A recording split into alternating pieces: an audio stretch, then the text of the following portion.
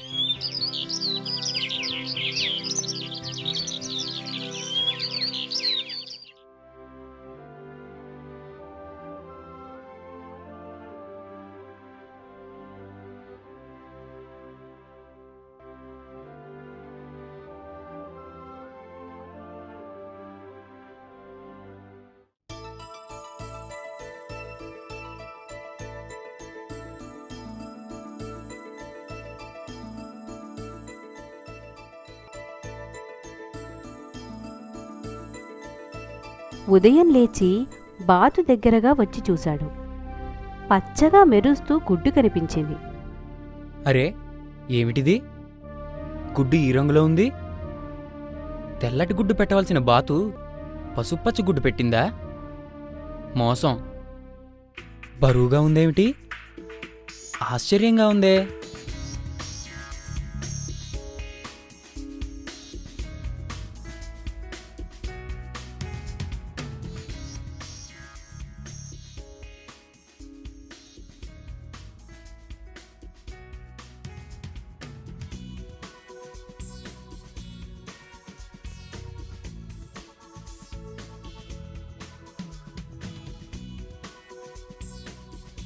ఇదిగో,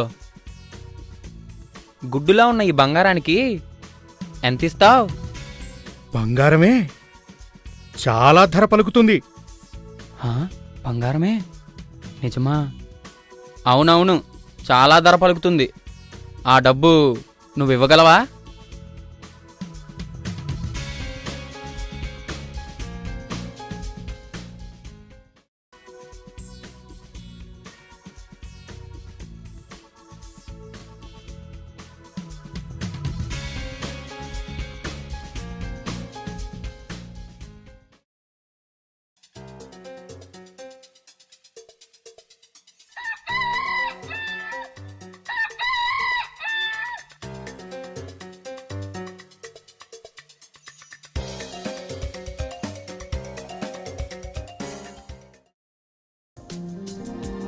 అలా ఆ బాతు రోజుకొక బంగారు గుడ్డు పెడుతూ ఉండడంతో, ఆహా, ఇవాళ కూడా బంగారు గుడ్డు! నా బాతు బంగారు బాతు! వాడి జీవితం మారిపోయింది.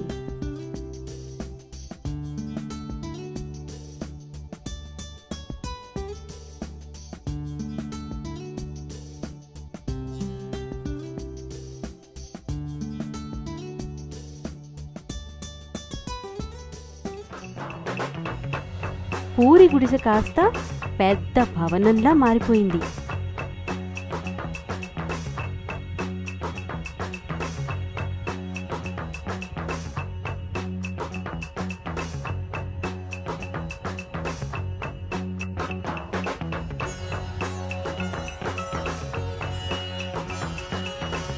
ఇంట్లో సామాను మారిపోయింది.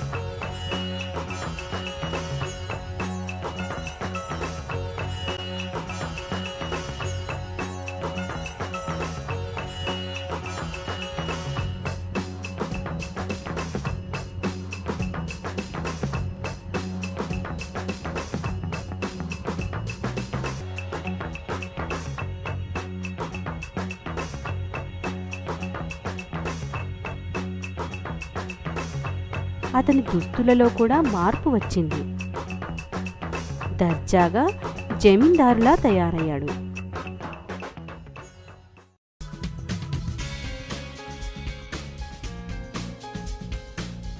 నువ్వు బాతువా, ధనపక్షివా? నాకు ఇంతటి ఐశ్వర్యాన్ని ఇచ్చావు. పాపం, నువ్వు మాత్రం అలానే ఉన్నావు. నీకో బంగారు సాల్వా కప్పుతాను. ఏ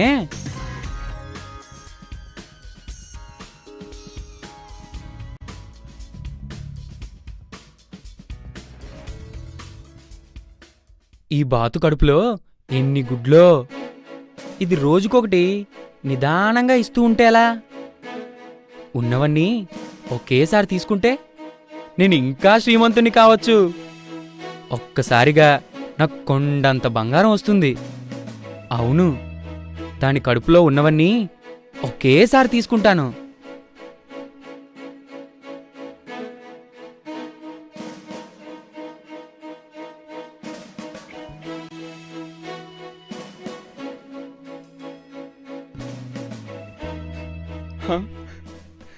ఎంత పనైపోయింది. ఐశ్వర్యంతో నా కళ్ళు నెత్తికెక్కాయి. దురాశపడి చేతులారా చంపుకున్నాను. అయ్యో అయ్యో.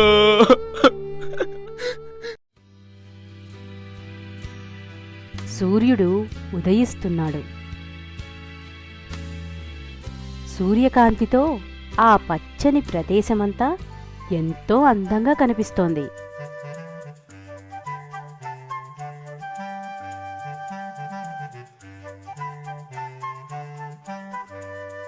ఆ అడవిలో దట్టమైన చెట్ల మధ్య నుండి ఒక సెలయేరు గలగలా ప్రవహిస్తుంది. సూర్యకిరణాలు సెలయేటి మీద పడి నీటిని మెరిపిస్తున్నాయి. ఒక చీమ ఆకుపచ్చని గడ్డి మీద నుంచి చకచకా నడుస్తూ వెళ్తోంది. సూర్యుని రాకతో పక్షులన్నీ తమ తమ ఆహారాన్ని సంపాదించుకోవడం కోసం ఆకాశం వైపు ఎగిరాయి. ఒక పావురం కూడా ఆకాశంలోకి ఎగురుకుంటూ ఆ అడవిలోకి వచ్చింది.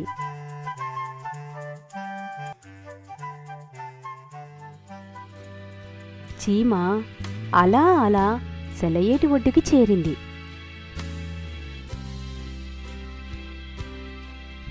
ఒడ్డు మీద నుంచి నడుస్తూ నడుస్తూ పొరపాటున నీటి అంచున జారి నీళ్లలో పడిపోయింది.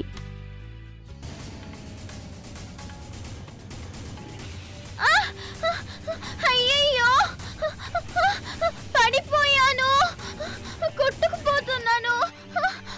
అయ్యో, నన్ను రక్షించండి, నన్ను రక్షించండి అని టపటపా కొట్టుకుంటూ మునిగిపోకుండా పైకి తేలటానికి ప్రయత్నించింది. పక్కనే ఉన్న పెద్ద చెట్టు కొమ్మ మీద పావురం కూర్చుని ఉంది. చీమ కేకలు పావురానికి వినిపించాయి. చూసింది. అయ్యో అనుకుంది. ఒక కొమ్మను సరిగ్గా చీమ దగ్గరగా పడేలాగా వేసింది. అమ్మయ్యా, బతికాను. అసలు ఈ కొమ్మ సరిగ్గా సమయానికి ఎలా పడి నన్ను రక్షించిందో. అవును మిత్రమా, నీ అవస్థను చూసి నేనే ఆ కొమ్మని కిందికి వేశాను. అపాయంలో ఉన్న వాళ్ళని కాపాడడం ధర్మం కదా. చాలా సంతోషం మిత్రమా, నీ మేలు మర్చిపోలేను. నీ సమయస్ఫూర్తికి చేతులెత్తి మొక్కుతున్నాను. అంత అవసరం లేదు మిత్రమా, నేను చూశాను కాబట్టి ఆ కొమ్మ వేశాను. అది కనీస ధర్మం. ప్రాణం పోసుకుని పుట్టిన తర్వాత ఆ మాత్రం బుద్ధి లేకపోతే ఎలా? జాగ్రత్త, జాగ్రత్తగా ఒడ్డుకి ఎక్కు. నిదానంగా ఒడ్డుకు చేరుకుంది చీమ.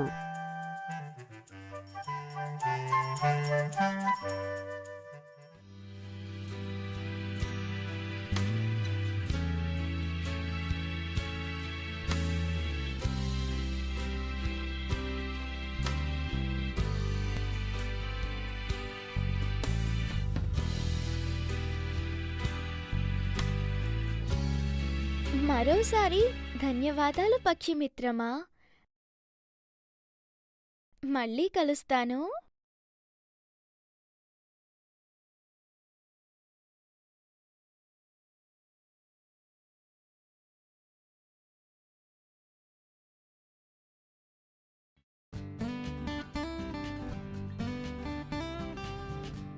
వాతావరణం నెమ్మదిగా మారసాగింది.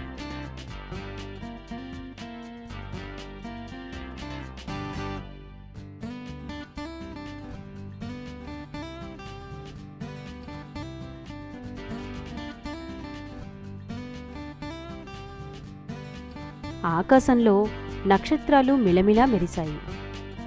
చంద్రుడు వెన్నెల కురిపిస్తున్నాడు.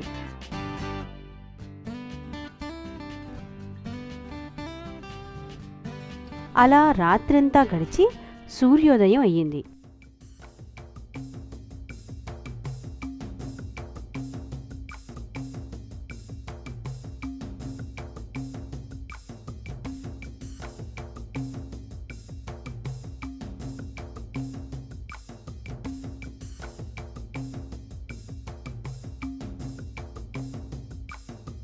తుపాకీ పట్టుకుని ఓ వేటగాడు పక్షులని వేటాడడానికి నీటి ఒడ్డున తిరుగుతున్నాడు.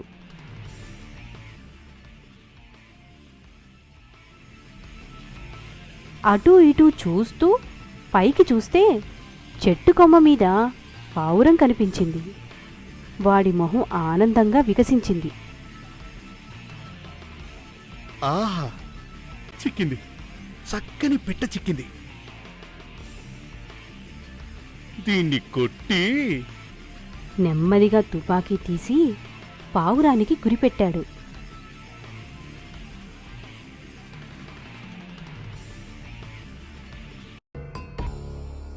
వేటగాడు గురి చూస్తున్నాడు. పావురం రెక్కలు కొట్టుకుంటూ బద్ధకంగా ఆవలిస్తోంది.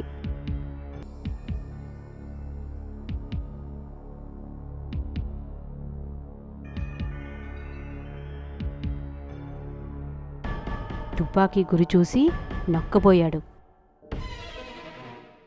అటుగా వెళ్తున్న చీమ వేటగాడిని చూసింది. పావురాన్ని కూడా చూసింది. పావురం ఆపదలో ఉందని గ్రహించింది. ఎలాగైనా పావురాన్ని కాపాడాలనుకుంది.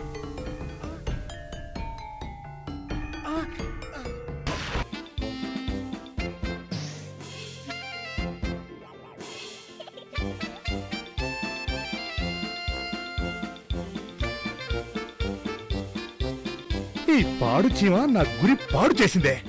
అబ్బా!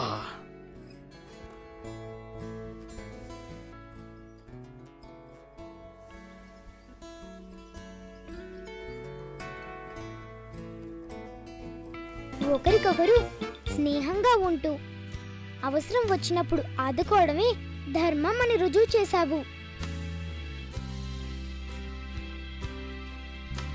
మన స్నేహం ఎప్పుడూ ఇలాగే ఉండాలి.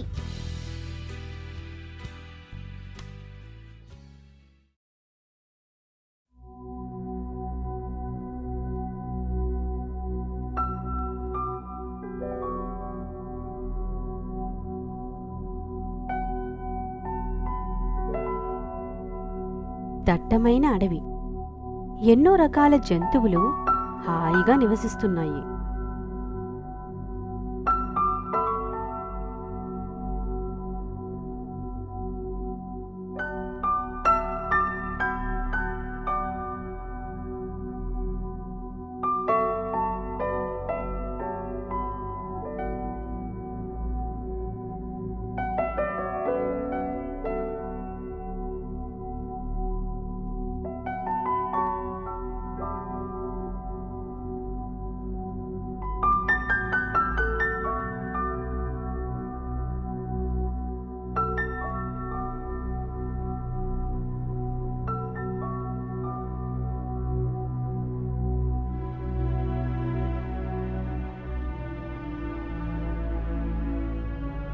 మధ్యలో ఉన్న కాలిబాట మీద ఇద్దరు మిత్రులు మాట్లాడుకుంటూ నడుస్తున్నారు.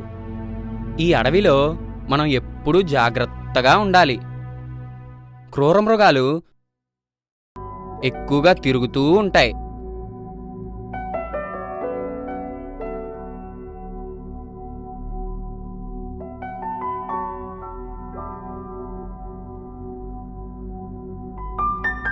మనం వాటి జోలికి వెళ్లకుండా ఉంటే అవి కూడా మనల్ని ఏమీ చెయ్యవు. మనం వాటికి కీడు చేస్తాం అనిపిస్తే అవి మన మీదకొస్తాయి.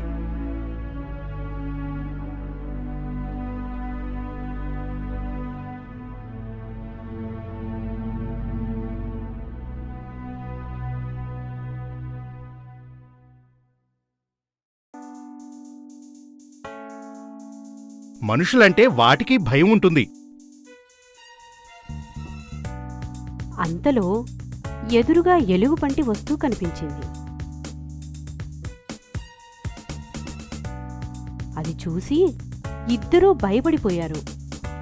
మొదటివాడు గబగబా పక్కనే చెట్టు ఉంటే దానిపైకి ఎక్కి దాక్కున్నాడు.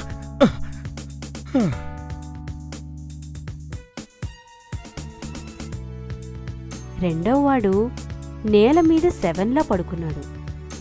ఎలుగుబంటి వచ్చింది. కింద పడుకుని ఉన్నవాణ్ణి చూసింది. అతను ఊపిరి బిగించి కదలకుండా పడుకున్నాడు. ఎవడో చచ్చిపోయాడు. శవాన్ని నేను ముట్టుకోను అని వెళ్ళిపోయింది. మొదటివాడు దూరంగా వెళ్తున్న ఎలుగుబంటిని చూసి హమ్మయ్యా అనుకుని నిదానంగా దిగాడు. మిత్రమా, దేనికైనా ఆలోచన ఉండాలి. నేను చూడు, చటుక్కున బుర్ర పనిచేసింది, హాయిగా చెట్టెక్కేశాను. అన్నట్టు ఆ ఎలుగుబంటి నీ దగ్గరగా వచ్చి ఏదో రహస్యం చెప్పినట్టుంది. ఏమిటది? ఎలుగుబంటి నాకు మంచి మాట చెప్పింది. ఆ మాట చెప్పిందా? నీకా? ఏమని? ఏదైనా ఆపద ఎదురైనప్పుడు వదిలిపెట్టి పారిపోయే మిత్రుడితో ఎన్నడూ ప్రయాణం చెయ్యకు అని హితోపదేశం చేసింది. ఆ అవును, అంచేత నీ దారి నీది, నా దారి నాది.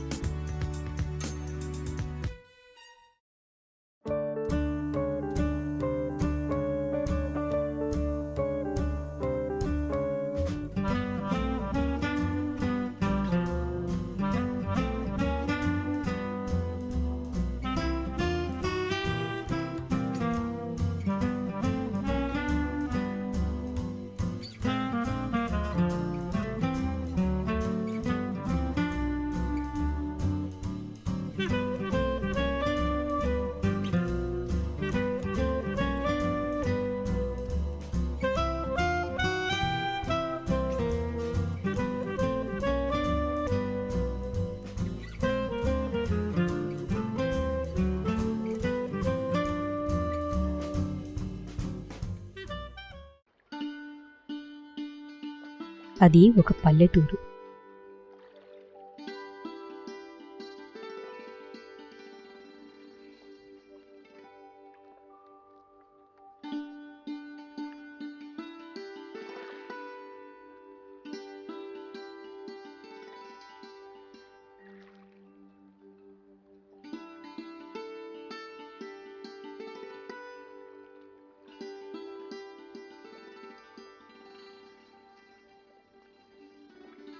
ఆ ఊర్లో ఒక ముసలి వ్యక్తి ఉండేవాడు.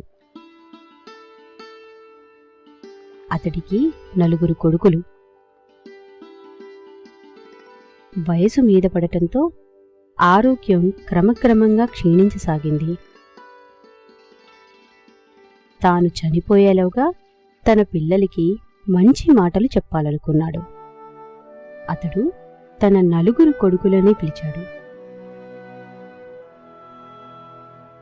అతని చుట్టూ అతని 4 కొడుకులని చూసి,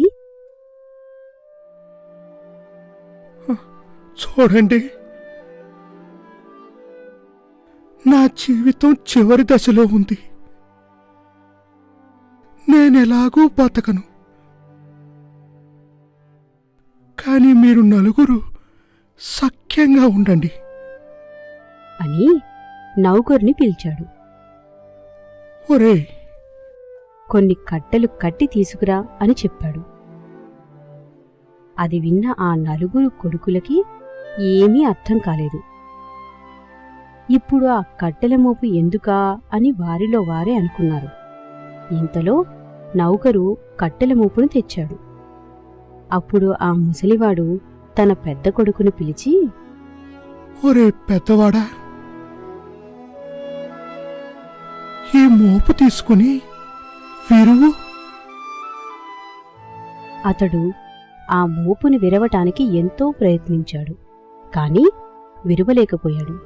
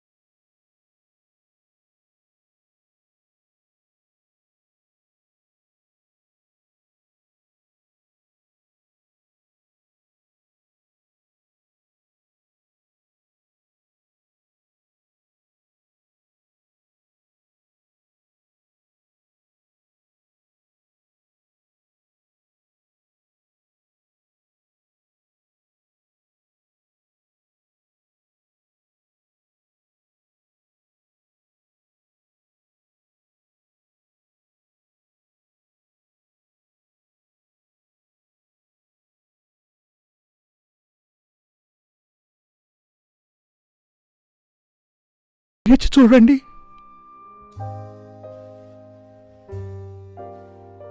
అందరూ తలో కర్ర తీసుకుని విరిచారు.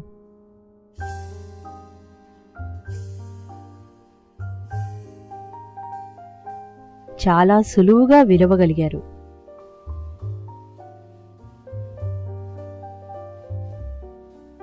అది చూసిన ఆ ముసలి వ్యక్తి, మీకర్థమైందనుకుంటాను.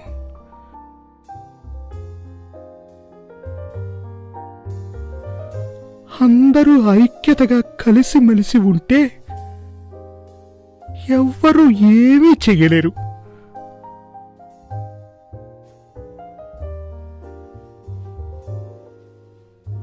ఎవరికి వారుగా విడివిడిగా ఉంటే ఎవరైనా హాని కలిగిస్తారు.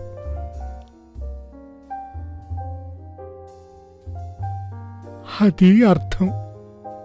అందుచేత నలుగురు సఖ్యంగా ఉండండి.